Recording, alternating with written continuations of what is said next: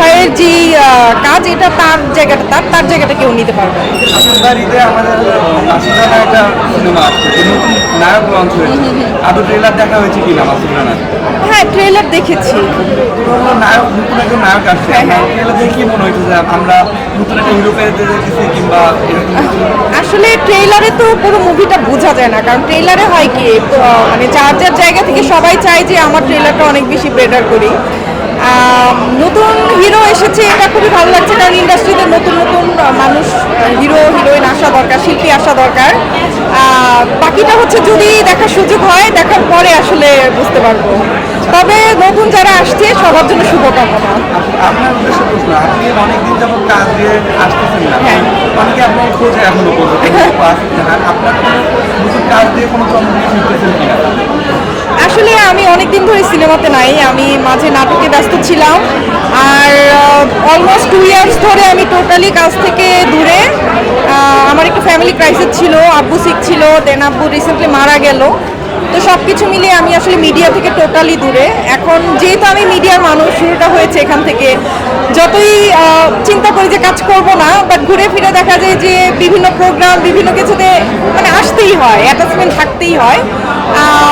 এখন দেখি মেন্টালি আরেকটু স্টেবল হয়ে হয়তো নতুনভাবে আবার স্টার্ট করব, যদি ইন্ডাস্ট্রি আমাকে চায় বা দর্শক আমাকে চায়। আপনার সামনে বিশ্বকাপ, যদি বিশ্বকাপ সম্পর্কে আপনার বলতে চাই যে আপনি কোন দলের সাপোর্টার এবং কেন এই দল সাপোর্ট করেন? বিশ্বকাপ তো আসলে সবার একটা মানে এটা একটা মানে উৎসবের মতো, যতদিন বিশ্বকাপ চলে। আমি ব্রাজিল সাপোর্টার, নেইমারকে আমার অনেক কিছু ভালো লাগে, দ্যাটস ওয়াই। আসলে খেলা আমি অত বেশি বুঝতাম না, ক্রিকেট তো একদমই বুঝি না, খেলাধুলা দেখা হয় না, বাট ফুটবলটা অনেক এনজয় করি, মজা লাগে। মানে যদিও অত বেশি আমি বুঝি না, বাট ভালো লাগে, কেন জানি এনজয়েবল মনে হয়। আপনি ব্রাজিলের সাপোর্টার, আপনার যে মানুষটা আছে আপনার লাইফ পার্টনার, তখন কি আদৌ ব্রাজিলের সাপোর্টার? আমার তো লাইফ পার্টনার নেই, তা আমার কোনো টেনশন নেই, টেনশন নেই আমার। ছিল, কোথায় ছিল? রিলেশন তো থাকতেই পারে, বাট পার্মানেন্টলি আসলে ওইভাবে এখন আর কেউ নেই, এখন আমি পিওর সিঙ্গেল। খেলা দেখার জন্য একটা সঙ্গে প্রয়োজন, জাস্ট খেলা দেখার জন্য, আর্জেন্টিনা ঠান্ডা লাগার জন্য অন্তত।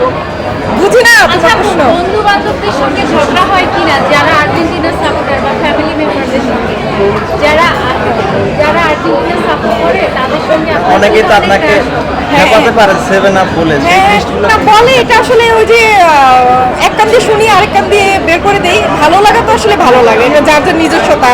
7 আপ বলুক আর যেটাই বলুক, এটা বলে আসলে লাভ নাই। এখন আমার ভালো লাগা, আমি সাপোর্ট করি। হ্যাঁ, আমার ফ্রেন্ডরা অনেক সময় ঝগড়াঝাটি হয়, বাট দিন শেষে আবার একসাথেই মজা করতেছি, একসাথেই খাচ্ছি, একসাথেই সব কিছু করতেছি। এটা আসলে ফান, এক ধরনের ফান, মানে আমরা খেলা দেখি, সাপোর্ট করি, এটা এক ধরনের ফান, মজা, এটাই আসলে ভালো লাগে। এই যে আমরা যে ঝগড়া করছি ফ্রেন্ড সার্কেলের সাথে, এটাই একটা এক্সাইটমেন্ট।